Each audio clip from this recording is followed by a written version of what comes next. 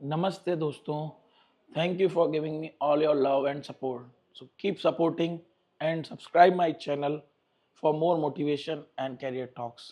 आज मैं आपके साथ में एक नए टॉपिक के साथ में आया हूँ और ये भी एक तरह से तो करियर से रिलेटेड है, बट ऑल्सो ये एक मोटिवेशनल टॉक है उस बच्चे के साथ, जैसा आप देख पा रहे हैं, जिसने 10th में टॉप किया है अपने स्कूल में और सीबीएसई बोर्ड में भी अच्छे अंक लाई है।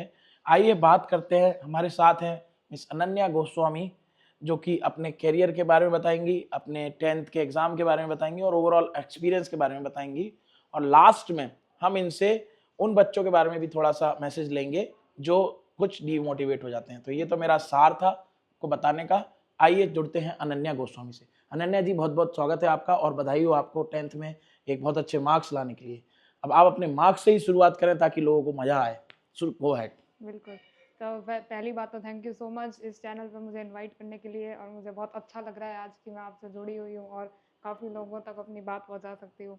तो मेरे सीबीएसई बोर्ड में 10th क्लास में 97.2% आए थे और मैंने अपने स्कूल में टॉप किया था। ओके, तो आपने जब शुरुआत की थी 10वीं में आप आई, उससे पहले आप किस तरह से अपनी स्टडी को लेते थे और कैसे आपने अपने दिनचर्या बनाई ताकि जो बच्चे देख रहे हैं वो उस चीज़ को अपने एडॉप्ट कर पाएँ और आपसे कुछ सीख पाएँ? और आप क्या मैसेज देना चाहेंगे आज के यूथ बच्चों को कि कैसे वो अपने आप को डाइवर्ट नहीं होने दें? बहुत सारी आस-पास चीज़ें चलती रहती हैं, घर में भी, बाहर भी, तो जिसके कारण कई बार बच्चों का माइंड डाइवर्ट होता है। उस बारे में आप थोड़ा बताएँ और आपका डे टू डे प्रोसेस क्या था जिससे आपको 97.2% आने में मदद मिली?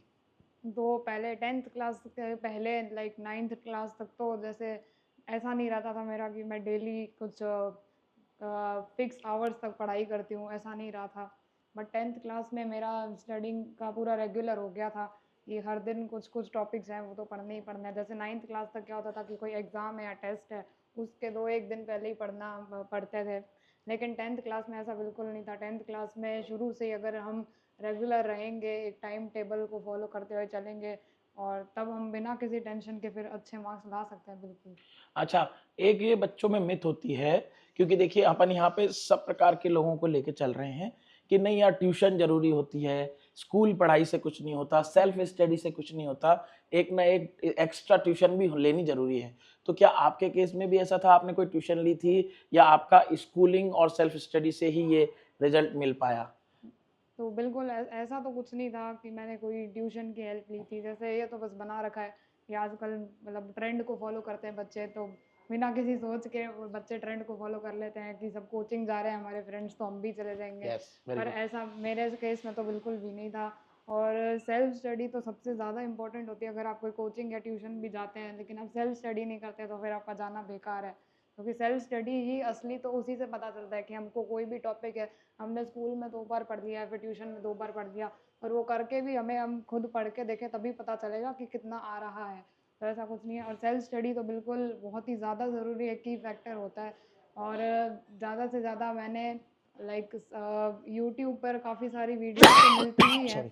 तो यूट्यूब पर कोई भी अगर मुझे टॉपिक वापस से समझना हो या फिर उससे रिलेटेड कुछ पीवाईक्यूज वगैरह करने हो, तो यूट्यूब की हेल्प ले लेती थी मैं। अच्छा, और थोड़ा-सा आप अपने बैकग्राउंड के बारे में बताइए अनन्या, कि आपके फैमिली में कौन-कौन है और कैसा आपको डे टू डे वर्क में सपोर्ट रहता था उनका? और क्या आपको उनसे किससे मोटिवेट हुए आप, जो इस लेवल पे पहुँचे, और आपका आगे का फ्यूचर प्लान क्या है?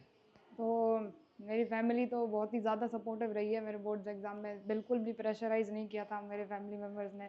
जैसे मेरे पापा खुद भी ईसीबी में, इंजीनियरिंग कॉलेज बीकानेर में इंग्लिश के लेक्चरर हैं, और मेरी मम्मी जो हैं वो आकाशवाणी में कैजुअल कंपेयर का काम करती हैं। और ऐसे करके मेरे घर में किसी ने भी कभी भी मुझे प्रेशराइज़ किया नहीं था पढ़ाई से। काफ़ी ज़्यादा सपोर्ट रहा था। बोर्ड्स में भी किसी का बिल्कुल ऐसा नहीं हुआ कि अब पढ़ाई करनी है। मतलब खुद की एक तो पढ़ाई और फिर फैमिली मेम्बर्स का सपोर्ट भी हो, तो वही एक की फैक्टर रहता है। तो इस बात से निकल के एक बात ये भी आई, जो आजकल के पेरेंट्स बच्चों को प्रेशराइज़ करते हैं कई बार, वो प्रेशराइज़ नहीं होता, उनका अंदर का एक वो होता है जोश कह लो, या वो भी उनके आस-पास के एनवायरनमेंट को देख कर के थोड़े इंस्पायर हो जाते हैं।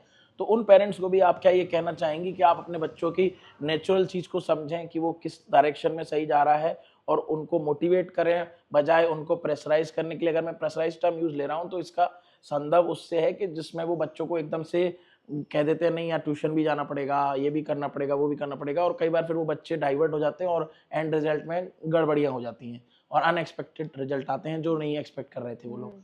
तो इसमें कुछ पेरेंट्स को आप बोलना चाहेंगी, जैसा आप बता रहे हैं आपके पेरेंट्स का सपोर्ट रहा। तो एक तो ये कि प्रेशराइज तो हमको कभी भी किसी को करना चाहिए ही नहीं, क्योंकि और वैसे उससे क्योंकि बच्चे की स्टडीज़ में भी काफ़ी असर पड़ता ही है। फिर सबका प्रेशर रहता है, तो उससे थोड़ी डीमोटिवेशन भी आ जाती है। तो कभी डीमोटिवेट तो करना नहीं चाहिए, हमको मोटिवेट ही करना चाहिए।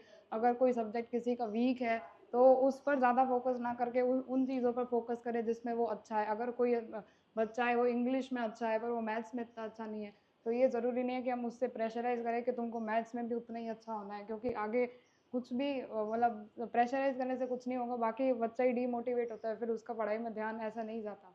तो आगे के लिए आपने क्या सोचा है, फ्यूचर प्लान्स क्या हैं आपके 11th-12th में, क्योंकि अब ये 10th के बाद में एक आपका एक बेस क्लियर हुआ है, अब आपका मेन पढ़ाव चालू होता है। कोई डॉक्टर बनना चाहता है, कोई इंजीनियर बनना चाहता है, कोई फोटोग्राफर बनना चाहता है, कोई मीडिया में जाना चाहता है। आपका क्या प्लान है और आपने क्या ऑलरेडी सब्जेक्ट चूज कर लिया है, या अभी आपकी शायद मार्कशीट नहीं आई हो, तो क्या पता अभी रिजल्ट आने के बाद में टाइम लगता है, तो वो अभी सब्जेक्ट चूज करने का मौका भी मिला नहीं हो आपको।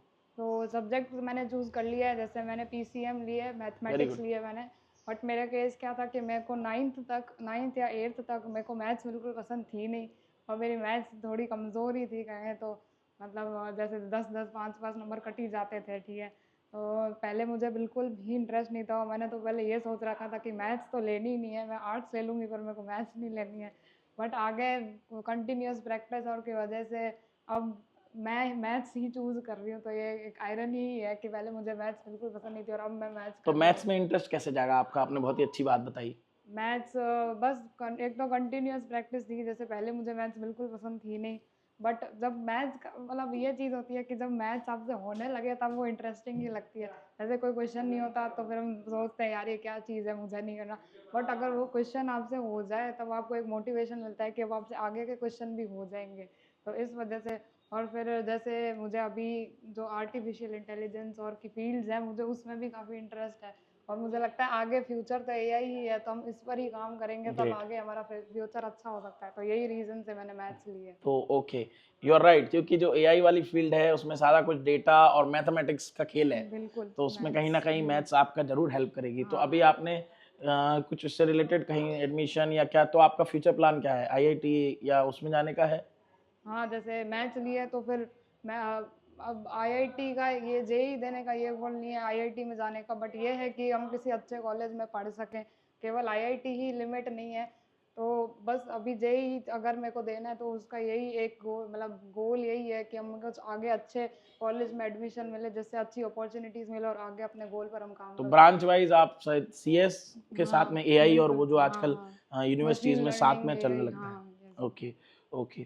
अच्छा, अपन ने जो थोड़ा बहुत बात कर लिया अपने बारे में, और अपन थोड़ा अगर आप अपने मार्क्स के बारे में बता दें, और उसके बाद में मैं आपसे ये जानना चाहूंगा कि आपके क्लास में कई बच्चे ऐसे भी होंगे, हो सकता है खुदा ना खास्ता कोई फेल हो गया हो सकता है कोई फेल नहीं हुआ हो, बिकॉज आप क्योंकि सब बच्चे अच्छे से पढ़ लिए, हाँ। ठीक है, क्योंकि किसी के कुछ ना कुछ सर्कमस्टेंसेस हो जाते हैं, जरूरी नहीं है कि कोई पढ़ाई के कारण ही फेल हुआ हो, कुछ पर्सनल रीजन से भी फेल हो जाते बिल्कुल। हैं। तो उन बच्चों को आप क्या मैसेज देना चाहेंगे, उनके पेरेंट्स को क्या बोलना चाहेंगी, ताकि वो डिमोटिवेट ना हो, और क्योंकि हार कर ही जीत होती है, ये अपन सब जानते हैं, है ना, और कोशिश करने वालों की हार नहीं होती, बिल्कुल। डूब के नैया पार नहीं होती। तो बिल्कुल। इन सब जो हमने सुन रखे हैं सेंटेंसेस या फ्रेजेस, इनको हम अगर रियल लाइफ में अडॉप्ट करें, और आप अगर कोई आपने उस लेसन से मैसेज देना चाहें उन बच्चों को, तो क्या बोलना चाहेंगे। मैं इतना कहना चाहूँगी कि जैसे टेंथ में आकर एक तो ये ऐसा हो जाता है कि अरे टेंथ बोर्ड्स हैं ना।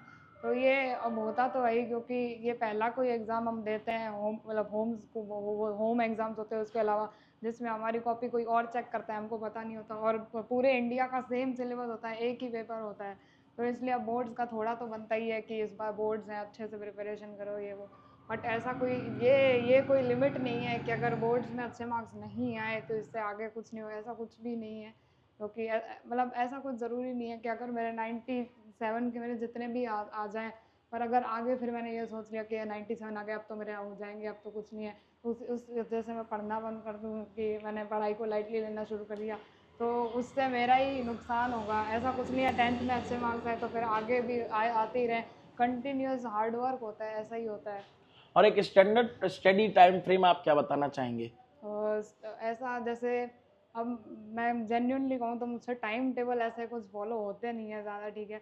जैसे वो जोश तो बहुत होता है कि इस बार हम टाइम टेबल बनाएंगे, इतने से इतने तक एक ही सब्जेक्ट पढ़ना है, 2 घंटे एक सब्जेक्ट पढ़ना है, तो ऐसा मुझसे तो टाइम टेबल में बिल्कुल काम होता है नहीं। तो बस हम ऐसा डिसाइड, मतलब मैं तो ऐसा करती हूँ कि कुछ डिसाइड कर ले कि आज मुझे ये टॉपिक्स कवर करना है। अब कोई कोई भी जैसे एक टॉपिक है, उसको कवर करने में अगर 3 घंटे भी लग जाए, 2 घंटे लग जाए, कुछ ज़्यादा लग जाए टाइम फ्रेम से, तब भी बस करना है। बस ये एक गोल बना के चलो कि आज हमको ये टॉपिक्स करने हैं। और अगर हम ऐसा करें, एक रिवॉर्डिंग का सिस्टम होता है कि अगर मैंने ये कर लिया तो फिर मैं जैसे मोबाइल चला लूँगी, कुछ देख लूँगी, ये वो, तो एक चीज़ उससे हमको आगे करने का मोटिवेशन भी मिल जाता है कि अगर मैंने ये टॉपिक कर लिया तो मैं अपनी पसंद की चीज़ कर सकूँगी। तो टाइम टेबल्स तो नहीं फॉलो करती मैं, बट मैं कुछ मेरा ये डिसाइड होता है कि आज ये इतने टॉपिक्स जो हैं वो करने हैं, अब मैं कितने भी टाइम पीरियड में करूँ बट करने हैं वो। अच्छा, आपने एक बहुत अच्छी बात बोली मोबाइल वाली। तो मोबाइल की के कारण भी आजकल के बच्चे बहुत डाइवर्ट हो रहे हैं, कोई रील चला रहा है, कोई कुछ कर रहा है, कोई स्कूल से ही शुरू कर देते हैं वो। कॉलेज लाइफ तो बहुत बात की बात है। तो उन बच्चों को क्या मैसेज देना चाहोगे कि भाई मोबाइल के, जैसे आपने यूट्यूब का कुछ बोला था, तो आपने इसको पॉजिटिव वे में यूज़ किया। हाँ हाँ कई बिल्कुल। बच्चे इसको खाली मूवी देखने में, कार्टून देखने में निकाल देते हैं और उसके कारण फिर रिजल्ट इफेक्ट होता है और पेरेंट्स का फिर गुस्सा झेलना जायज़ है हाँ और हाँ उनका भी बिल्कुल। कहना भी जायज़ है। हाँ, तो उन बच्चों को आप क्या बोलना चाहोगे? तो अब टेक्नोलॉजी है जो भी है, अब वो भी हम उसको, वो उसका अच्छा ही या बुरा ही डिपेंड करती है कि हम उसको कैसे यूज़ करते हैं। जैसे यूट्यूब है, तो यूट्यूब के भी दो साइड्स हैं, एक तो एक वो है कि बहुत अच्छे से यूज़ आ सकता है, जैसे मेरे बोर्ड्स 10th बोर्ड्स में आया है और अभी भी आता है कि अगर कोई टॉपिक समझ नहीं आया, कुछ और अच्छे से समझना है, या फिर कोई टॉपिक एकदम और स्ट्रॉन्ग करना है, तो उसके लिए यूट्यूब पे इतने लाखों वीडियोज़ है जो हम देख सकते हैं। पर अब वो हम पे डिपेंड करता है कि हम टेक्नोलॉजी को यूज़ कैसे करते हैं। जैसे अगर हम पॉजिटिव वे में यूज़ करते हैं तो रिजल्ट भी अच्छा रहेंगे, लेकिन अगर मैंने वही काम कर दिया कि यूट्यूब खोलते ही अब कुछ डिस्ट्रैक्शन तो होता ही है, कुछ ऐसे वीडियो दिख जाती है, फिर मन करता है कि देख लो, पर ऐसा नहीं। सबसे पहले वही होता है कि अपना गोल कंप्लीट करो, उसके बाद अगर आपने अपने गोल को अचीव कर लिया कि मुझे इतना करना था, मैंने कर लिया, फिर आप देखो ये रिवॉर्डिंग का सिस्टम जो है वो काफ़ी अच्छा है। तो कुछ लास्ट मिनट टॉपिक्स पे अपन बात कर लेते हैं और फिर इसको हम एंड करेंगे। सबसे पहले तो थैंक यू अनन्या, जो आपने मुझे समय दिया। मैं यही जानना चाह रहा था कि जैसे कि आपने बताया ना कि अपन टॉपिक्स को देख सकते हैं, और तो कुछ जो आपने अपनी पर्सनल और प्रोफेशनल प्रोफेशनल क्योंकि अभी तो आप प्रोफेशनल लाइफ में घुसेंगे, अभी स्कूलिंग है और फिर कॉलेज आएगा, तो अगर मैं वो स्कूलिंग वाली प्रोफेशनल लाइफ को आपको से बात करना चाहूँ, आपने कैसे अपने आप को मैनेज किया? क्योंकि कई जगह होता है, ठीक है, हर जगह हम मना कर देते हैं, बट कुछ जगहों पे हमें प्रेजेंट रहना भी अच्छा भी होना चाहिए और हमें इतना बिल्कुल भी घुसू नहीं हो जाना चाहिए कि भैया कमरे में बंद कर लिया अपने आप को, हाँ क्योंकि वो भी एक तरह से कई बार डिमोटिवेट कर देता है। तो थोड़ा कनेक्टेड भी रहना चाहिए। बिल्कुल। तो उस लाइफ को हमें कैसे बैलेंस करना चाहिए ताकि हमारे पासिंग मार्क्स से भी अच्छे मार्क्स आए, जो चीज़ आप पहले बता चुकी कहना, ताकि हम डिमोटिवेट नहीं हो, जितना हम पढ़ पाएं पॉजिटिव वाइब से करें, नेगेटिविटी से ना घुसें, ताकि वो हमारा गलत रिप्रेशन ना पड़े। क्योंकि अगर हम अच्छे मन से करेंगे तो हो सकता है हम टॉप भी कर जाए, नहीं तो हमारे मार्क्स तो एटलीस्ट सेटिस्फैक्ट्री आ ही जाएंगे। हाँ तो उस चीज को आपने कैसे बैलेंस किया? एज एन एग्जाम्पल मैं आपसे जानना चाहूंगा कि जिसमें आपने कोई, हो सकता है कोई जेन्युइन प्रोग्राम हो जिसको आपको अटेंड करना था, तो आपने उसको मैनेज करके स्टडी को हैम्पर नहीं होने दिया और वो भी काम हो गया। और एक नॉर्मल के लोग जो फिर हवाला दे देते यार मैं आप इस कारण से नहीं पढ़ पाया, उन बच्चों को आप कैसे बताना चाहेंगे? तो ऐसा है कि अब हमें खुद को भी, एक तो अब खुद को प्रेशराइज नहीं करना चाहिए कि अब बोर्ड्स हैं तो हम पूरे दिन पढ़ते ही रहें, ऐसा तो बिल्कुल पॉसिबल है नहीं।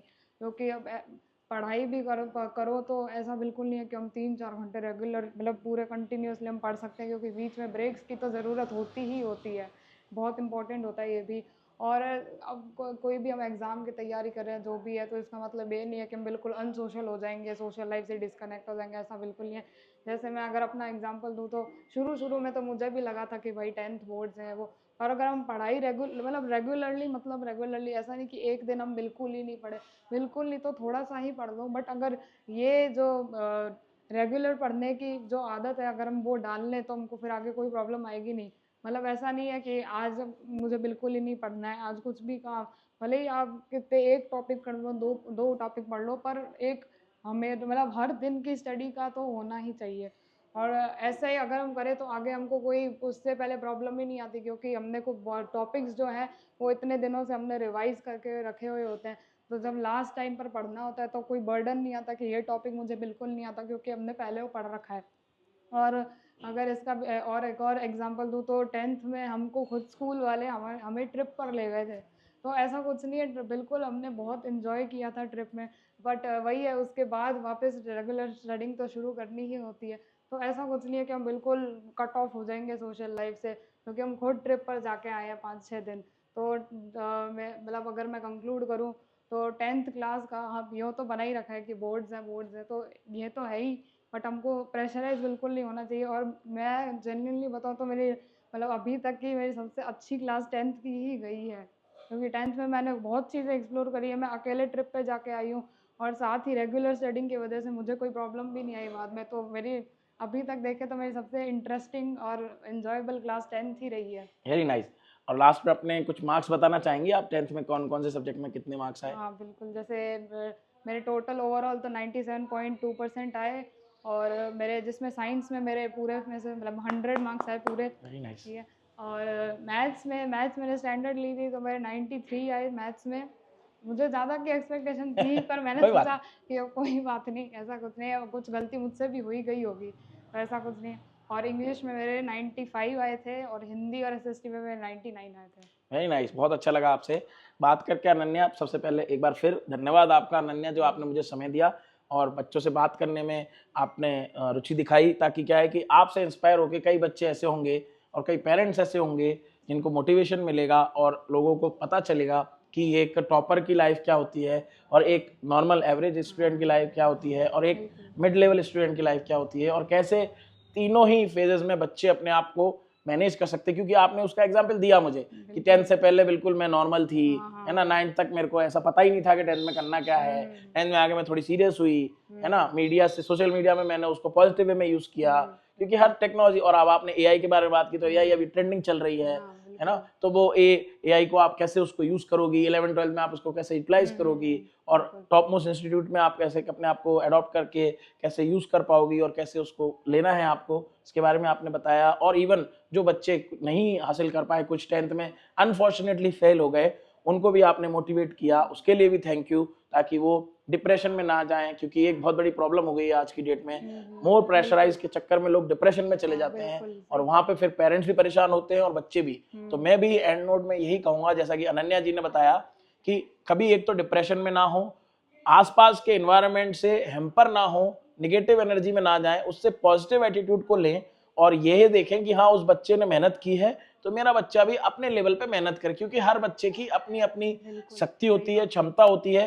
लेकिन होता क्या है, हम आजकल आपसी भाईचारे में या हाय हेलो के चक्कर में, अरे उसके बच्चे के 1000 आ गए, मेरे बच्चे के 200 ही आए, तो वो चक्कर में कई बार वो बच्चा अगर 500 लाने वाला होता है तो वो 150 पे चला जाता है। तो उस प्रेशराइज एनवायरनमेंट से बचें, ऑलवेज स्टे पॉजिटिव। पेरेंट्स का बहुत बड़ा रोल होता है, टीचर्स का बहुत बड़ा रोल होता है, वो सब बच्चों को मोटिवेट करें, सब बच्चे अपनी अच्छी शिक्षा लें और नेगेटिव एनवायरनमेंट से बचें। इसी के साथ thank you very much, keep subscribing my channel, keep motivating others and me as well, so that मैं और अच्छे टॉपिक्स ला सकूं और इसी तरह से कैरियर और एक्सपर्ट टॉक्स को, सेशंस को आगे बढ़ाता रहूं। Thank you Ananya, thanks for this, thank you everyone. Thank you.